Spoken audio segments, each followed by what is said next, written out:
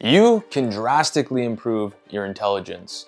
And in this video, I'm going to reveal 6 books that are going to level up your critical thinking skills and help you to outsmart the competition. So why should you improve your critical thinking skills? Why should you care? Well, the world we live in right now exposes us to a constant barrage of polarizing information. It's often really hard to separate what's true from what's false, especially on social media, Instagram, Facebook, TikTok, all these. All we know is that there are bad actors out there that will say anything to get you to buy their product, join their group, take on their viewpoints, vote for their political party, etc. By learning how to think critically, you can begin to recognize errors in reasoning and invalid arguments. You caught me. I like to break a mental sweat too. Grab a chair. Critical thinking will help you to not be a sheep when it comes to your own thinking, and instead will allow you to form strong evidence-based conclusions free of any logical fallacies. So let's quit talking about it and dive right into book number 1. Also, stick around to the end where I'll reveal my personal favorite book on this topic and one that will absolutely boost your intellect. I've never been there, but I read about it in a book. All right, so our first book is The Socratic Method, a Practitioner's Handbook by Ward Farnsworth. So anyone familiar with philosophy or logic will almost no doubt heard of Socrates.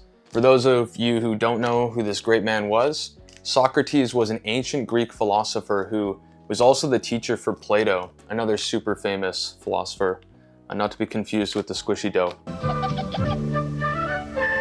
He's also considered the father of Western philosophy. And Socrates was sentenced to death at age 71 for having corrupted the youth by teaching them his methods and denouncing the gods of Athens. They don't want you to know this information. So this book is essentially a practical guide on how to utilize the Socratic method to arrive at the truth, or at the very least point out inconsistencies in arguments or propositions. Now, Socrates was known for his conversational style of debate, where he would ask someone he's engaged in a dialogue with to provide an argument or a definition for whatever stance they were trying to argue.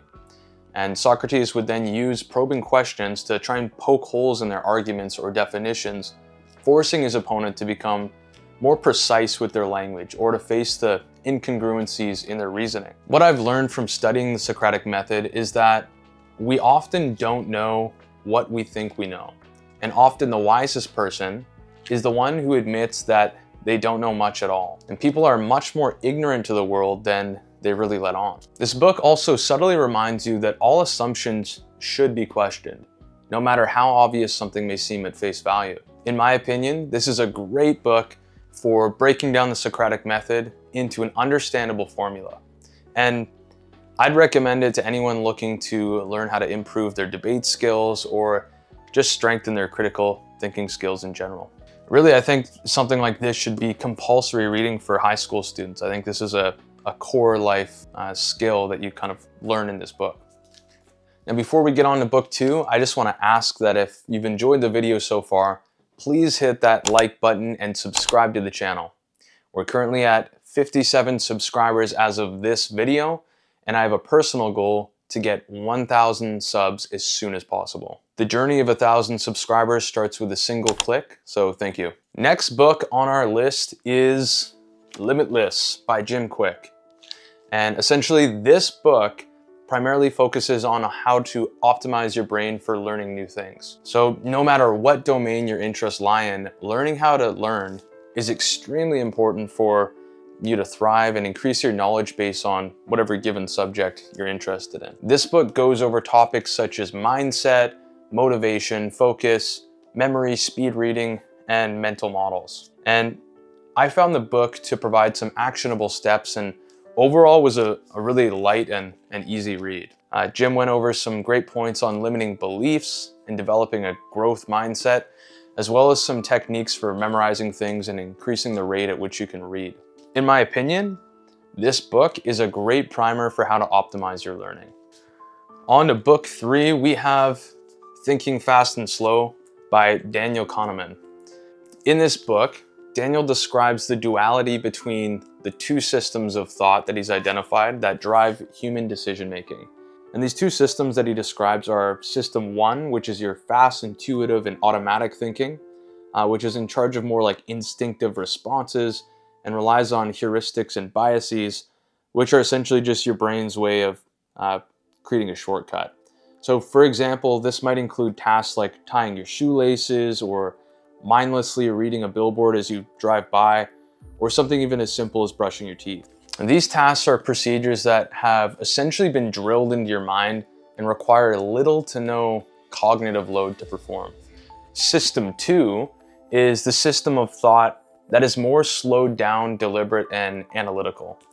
So System 2 is where you're going to find your complex reasoning and decision making that requires more cognitive effort. Some examples of System 2 thinking will include more conscious forms of thought, such as researching for a paper or taking an exam, or anything that requires heavy logical reasoning. Overall, I found this book to provide some great insights on human cognition, biases and heuristics, and the interplay between intuition and reasoning.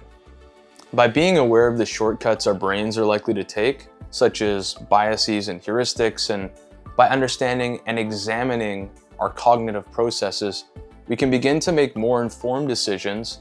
So I think that this is a great book to really better understand that dynamic.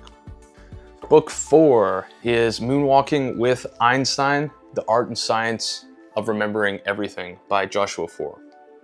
And this book was a really easy and interesting read.